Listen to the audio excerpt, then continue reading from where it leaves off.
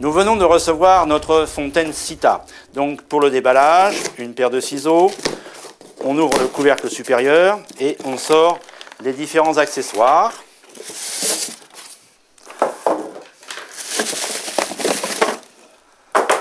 Ensuite, nous prenons ce carton, nous pouvons enlever les cerclages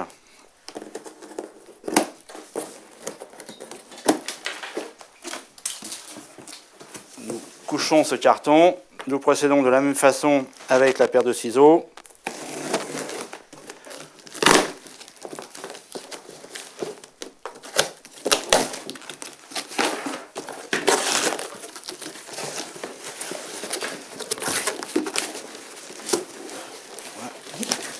Nous relevons le carton et là,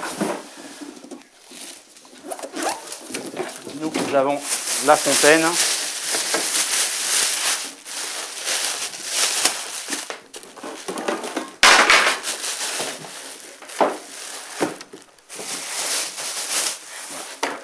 Nous enlevons les petits rembourrages en faisant attention de ne pas abîmer le flotteur qui est à l'intérieur.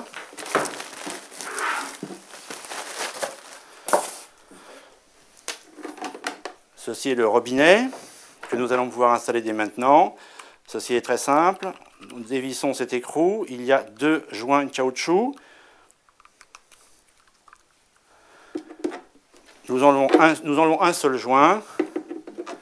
Nous remettons le joint à l'intérieur et nous revissons cet écrou plastique.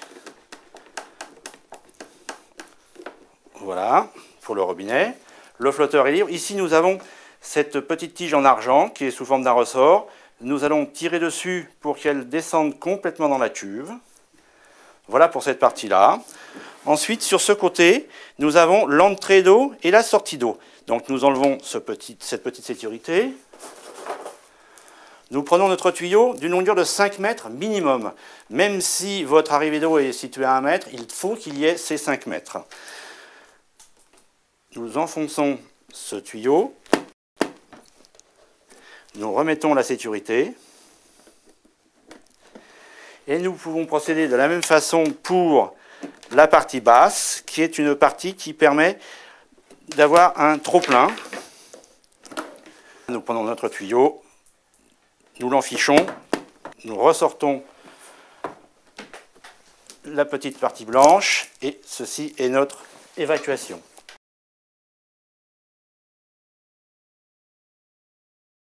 Lors du déballage de la fontaine, nous avons vu qu'il y avait un petit sachet avec de l'accompagnement.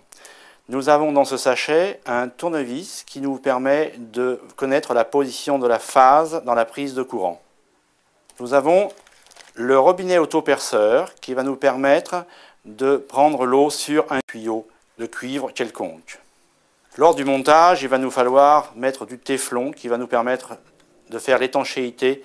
Nous allons mettre le robinet spécifique de la fontaine qui nous permettra d'alimenter en eau grâce aux tuyaux qui rentrent dans la fontaine. Les propriétés de cette fontaine font que nous pouvons rajouter des oligo-éléments dans l'eau. Nous avons dans ce petit sachet 2 tiges, une en cuivre, une en carbone, qui chacune ont leurs propriétés. Afin que ces tiges soient connectées sur la fontaine, nous avons ce câble avec la pince qui nous permettra de tenir ces tiges. Nous avons le boîtier lumière et son.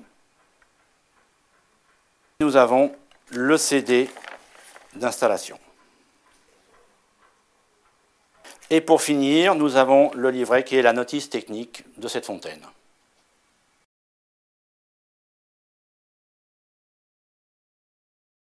Maintenant, nous n'avons plus qu'à raccorder l'entrée d'eau sur la partie robinet mural. Nous avons ici un petit robinet que nous installons d'une façon très simple. Nous dévissons cette partie, nous enfichons ceci. Et cette partie-là, ensuite, va sur l'arrivée d'eau. Dans le sachet d'accompagnement, nous avons le robinet autoperceur. En s'appliquant sur le tube et en tournant, nous allons percer le tuyau. Nous fixons le robinet, nous le serrons sur le tube. Et là, maintenant, nous perçons. Avant de percer le tuyau, il est évident qu'il faut penser à fermer l'eau afin que l'eau ne gicle pas au moment où ça va se percer.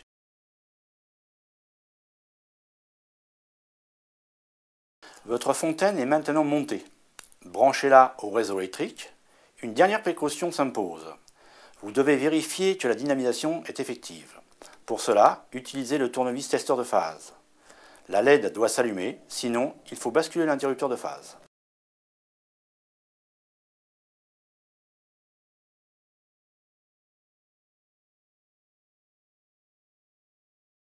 À l'installation, puis à l'échange des filtres, ou si vous n'avez pas utilisé votre fontaine pendant plus de 15 jours, vous devrez vidanger 2 fois la fontaine avant de consommer l'eau.